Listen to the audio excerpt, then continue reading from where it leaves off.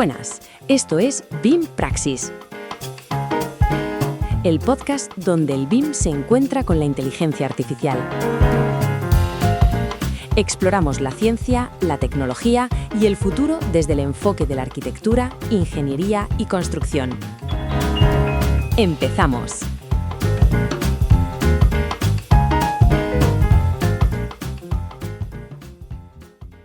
Hoy nos vamos a sumergir en la mente de una de las personas que, literalmente está construyendo el futuro. Hablamos de Demis Hassabis, el CEO de Google DeepMind. Sí.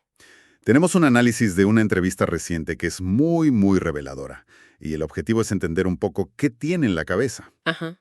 Pero no hablamos solo de la próxima app o de un chatbot un poco más listo, ¿eh? No, para nada. Vamos a tocar temas que van desde curar enfermedades y resolver la crisis energética hasta, preguntas fundamentales sobre la propia naturaleza de la realidad. Y es que es imposible entender lo que pasa en DeepMind sin entender a Hassabis. No es el típico CEO, vamos. No. En el fondo es un científico, casi un filósofo, con una hoja de ruta a muy largo plazo.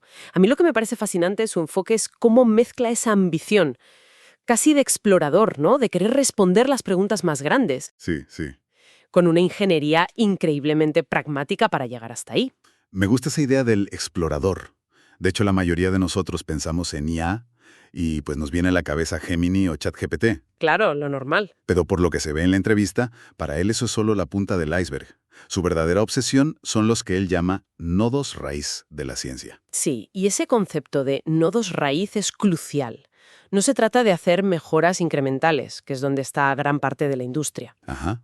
Se trata de identificar esos problemas fundamentales que, si los resuelves, no solo avanzas en un campo, sino que desbloqueas el progreso en docenas de otros. Son los atascos monumentales de la ciencia, por así decirlo. Y su gran ejemplo, la prueba de que esta idea funciona, fue AlphaFold, ¿verdad? AlphaFold, exacto. El problema del plegamiento de proteínas que llevaba medio siglo atascado. Medio siglo, sí. Fue la demostración de que una IA podía resolver un problema puramente científico que había frustrado a generaciones de biólogos. Y ahora, con esa confianza, está apuntando a otros nodos raíz que, dan vértigo. ¿Cómo cuáles? Pues la ciencia de materiales, con el objetivo de encontrar superconductores a temperatura ambiente o baterías radicalmente mejores, y el que él considera el santo grial, la fusión nuclear. Entiendo la meta de la fusión, energía limpia y limitada. Pero, ¿dónde encaja la IA ahí? ¿Está diseñando el reactor o es algo más sutil? Es más lo segundo, y es un ejemplo perfecto de su estrategia. El gran problema de los reactores de fusión, los tokamak, es controlar el plasma, que está a millones de grados. Claro. Es un caos increíblemente complejo. Lo que hacen con Commonwealth Fusion es usar la IA como un sistema de control ultra avanzado. La IA aprende observando el plasma y es capaz de ajustar los imanes miles de veces por segundo para mantenerlo estable. O sea, no diseña el hardware, ¿No? sino que está domando a la bestia que vive dentro. Es la mejor forma de verlo, sí. Aplica inteligencia para resolver un problema de física y así desbloquear el futuro energético. Y lo más importante, si lo consigues, no solo solucionas el cambio climático. ¿Qué más? Con energía casi gratis, la desalinización del agua del mar se vuelve barata. Acceso a agua potable para todo el mundo. Incluso dice que se podría producir combustible para cohetes a partir del agua. Vaya. Resuelves un nodo y caen varios dominós a la vez. Esa es la visión de Hassabis en acción. Vale, ese es el futuro ambicioso. Pero aterricemos un poco en el presente, porque la entrevista saca a la luz una paradoja que, sinceramente, me cuesta entender. A ver. Habla de modelos de IA que pueden ganar medallas de oro en olimpiadas de matemáticas, pero luego cometen errores de lógica de un niño de primaria. ¿Cómo puede una misma mente ser un genio y un novato a la vez? Es la gran pregunta. Y el mayor obstáculo para llegar a una inteligencia artificial general. Hassabis lo llama el problema de las inteligencias irregulares. Irregulares. O puntiagudas. Tienen un conocimiento a nivel de doctorado en áreas muy específicas, pero su conocimiento general del mundo es increíblemente frágil. Es como un paisaje lleno de picos altísimos y valles muy profundos. El ejemplo que da me parece alucinante. Un modelo resuelve un problema matemático que nos dejaría en blanco al 99% de los humanos. Sí. Pero le pides que cuente las letras de la palabra manzana y puede que diga 5 o 9. ¿Por qué pasa eso? Porque su percepción del mundo no es como la nuestra. Nosotros vemos manzana como una secuencia de letras. Manzana. Claro. El modelo de lenguaje no ve letras, ve tokens, que son fragmentos de palabras. Para él, manzana podría ser un solo token, una unidad indivisible. No tiene el concepto intrínseco de letra. Entiendo. Entonces, el problema no es solo que le falten datos, es que le falta un razonamiento que sea consistente. Ahí está la clave. Y una de las ideas que explora Hassabis para solucionarlo es literalmente darles a los modelos más tiempo para pensar. Tiempo para pensar. Sí. Ahora mismo funcionan de forma muy impulsiva. Les haces una pregunta y generan la respuesta más probable, palabra por palabra, sin una reflexión global. La idea es que puedan generar un borrador, pararse, analizarlo, criticarlo y refinarlo antes de dar la versión final. Como hacemos los humanos, vaya, no soltamos lo primero que se nos ocurre ante un problema difícil. Exacto. Y esto está directamente relacionado con el famoso problema de las alucinaciones. Lo más grave de que una IA se invente algo no es que se lo invente, es que lo afirma con una confianza absoluta. Cierto. Le falta un componente crucial, la capacidad de expresar incertidumbre. No sabe que no sabe. La analogía que usa Hassabis es buenísima. Dice que son como una persona que suelta lo primero que se le pasa por la cabeza, sin filtro. Y el objetivo es transformarlos en algo más parecido a un pensador metódico. Alguien que puede detenerse y decir, vale, sobre esto tengo un 90% de confianza, pero sobre esto otro no estoy segura, necesitaría más información. Esa introspección es una de las fronteras ahora mismo. Vale, entonces el problema es el razonamiento. Y para razonar sobre el mundo, supongo que primero tienes que entenderlo. No solo con texto, sino físicamente. ¿Cómo se mueven las cosas? Claro. Es por eso que en DeepMind están tan obsesionados con crear mundos simulados, porque a mí eso me suena a ciencia ficción pura y dura. Pues sí, parece ciencia ficción, pero para Hassabis es el siguiente paso lógico y absolutamente esencial. Los modelos de lenguaje entienden el mundo a través de 1 trillón de páginas de texto. Tienen una comprensión semántica increíble, pero les falta lo que un psicólogo llamaría física intuitiva. Física intuitiva. Sí, un bebé aprende muy rápido que si suelta un objeto, se cae. Los modelos de lenguaje no tienen esa experiencia corporal, esa comprensión del espacio, el tiempo. Y para darles esa comprensión, en lugar de poner 1 millón de robots en el mundo real, que sería lentísimo y carísimo, Exacto. crea mundos virtuales. Exactamente. Y aquí es donde la entrevista revela 2 proyectos que son de otro planeta. El primero es Genie.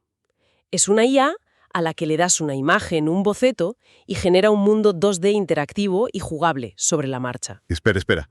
Como si dibujaras un nivel de Super Mario en una servilleta y cobrara vida al instante. Justo así.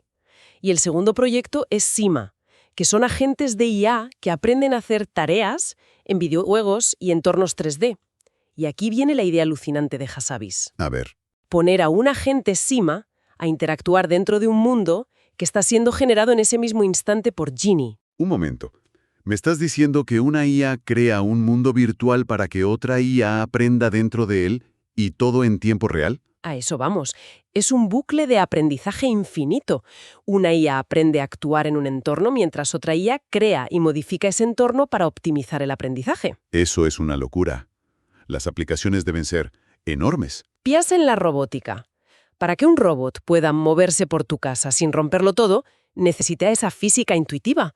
Puede aprenderla de forma segura en millones de simulaciones. O en asistentes universales. O en videojuegos, supongo. Por supuesto. Hassabis, con su pasado de diseñador, no se olvida. Dice que esto permitirá crear los videojuegos definitivos, mundos que se adapten a cada jugador. Era de esperar conociéndolo. Pero más allá de los juegos, hay un riesgo, ¿no? ¿Cómo te aseguras de que la física de esos mundos simulados sea correcta y no una alucinación plausible? Esa es la pregunta del millón. Y se las están tomando muy en serio. No quieren que sus IAs aprendan una física de dibujos animados. Claro. La forma de verificarlo es volver a lo básico. Están creando bancos de pruebas con problemas de física de instituto. Péndulos, bolas rodando por planos inclinados, problemas con soluciones matemáticas exactas. Ah, entiendo. El objetivo es comprobar si los modelos, después de ver miles de simulaciones, han interiorizado de verdad las leyes de Newton a un nivel fundamental. La base física tiene que ser sólida como una roca. Todo esto nos lleva inevitablemente al impacto en el mundo real, en la sociedad. Hassabis hace una comparación que me dejó helado. La de la revolución industrial. Sí. Dice que lo que viene es como la revolución industrial, pero 10 veces más grande en su impacto. Y 10 veces más rápido. Esa aceleración es lo que lo cambia todo. La revolución industrial fue un terremoto social, pero la sociedad tuvo casi un siglo para adaptarse. Se crearon los sindicatos, se redefinió la semana laboral. Fue un proceso lento. Lento y doloroso, sí. Ahora Hassabis nos dice que tenemos que prepararnos para una transformación de una magnitud superior, pero comprimida en una sola década. 10 veces más rápido. Eso es aterrador. Nuestras instituciones políticas y sociales se mueven a paso de tortuga. ¿Cómo se supone que vamos a gestionar algo así? Esa es su gran preocupación. Cuando se habla del futuro del trabajo y de cómo nuestro sistema actual de intercambiar tiempo por recursos podría quedar obsoleto, él advierte que ideas como la renta básica universal son solo el primer parche. Una solución simple para un problema complejo. Necesitemos sistemas radicalmente nuevos, como democracias directas para asignar recursos o formas de organización social que aún ni imaginamos. Porque el problema no es solo económico, ¿verdad? Si con la fusión nuclear y la automatización llegamos a un mundo de posescasez, la pregunta cambia. Completamente. La pregunta deja de ser ¿cómo sobrevivimos? Para convertirse en ¿para qué vivimos? Muchísima gente encuentra su propósito en su trabajo, en sacar adelante a su familia. Claro, es su identidad. Si esa estructura se desvanece en una década, nos enfrentamos a una crisis de sentido a escala global. ¿De dónde sacaremos nuestro propósito? ¿Qué haremos con nuestro tiempo? Y lo que más le preocupa, según la entrevista, es que no estamos teniendo esta conversación con la urgencia que requiere. Claro, menciona lo difícil que es conseguir acuerdos sobre el cambio climático y teme que con la IA pase lo mismo, pero sin tener un siglo para reaccionar. Uf, En el clima de tensión geopolítica actual, con la competencia entre potencias, la colaboración internacional que se necesita para gestionar esto, parece una utopía. Es una carrera contrarreloj. y con esto llegamos a la pregunta final, la que parece que impulsa toda su carrera. ¿Hay algo que las máquinas nunca podrán hacer? Creatividad, emociones, conciencia. ¿Hay un límite? Esa es la pregunta que le fascina desde que era adolescente y descubrió a Alan Turing. La pregunta de si hay algo en el universo que sea, por naturaleza, incomputable. Su hipótesis de trabajo, y lo dice con una honestidad brutal, es que quizá no lo haya. Pero, ¿de verdad cree que todo, hasta el amor o la belleza, es computable? ¿Que es solo procesamiento de información? Lo lleva hasta sus últimas consecuencias. Sugiere que todo lo que experimentamos, el calor del sol, el tacto de una mesa, son señales que nuestro sistema nervioso procesa.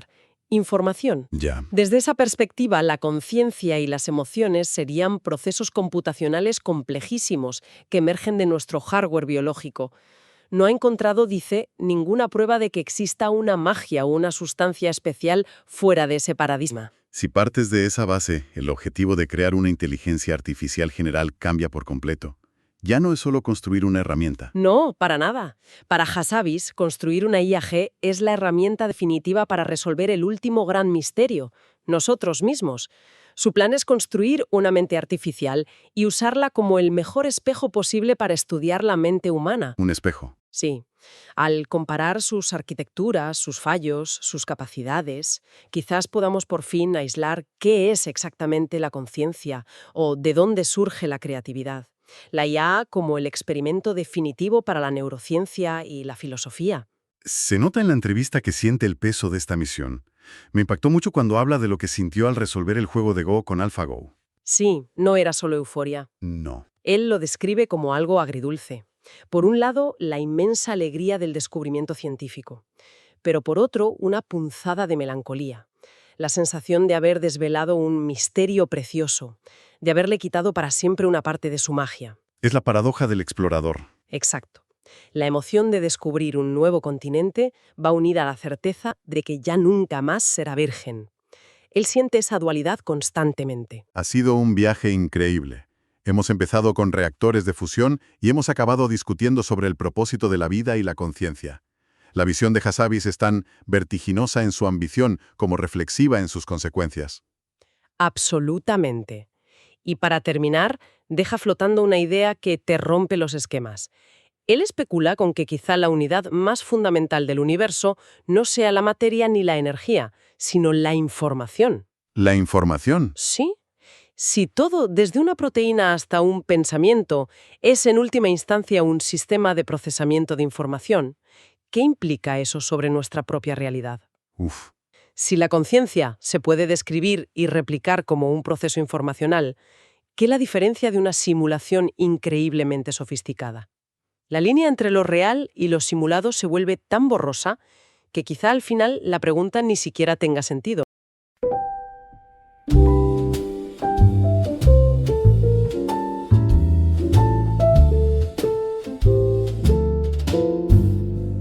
Y hasta aquí el episodio de hoy. Muchas gracias por tu atención.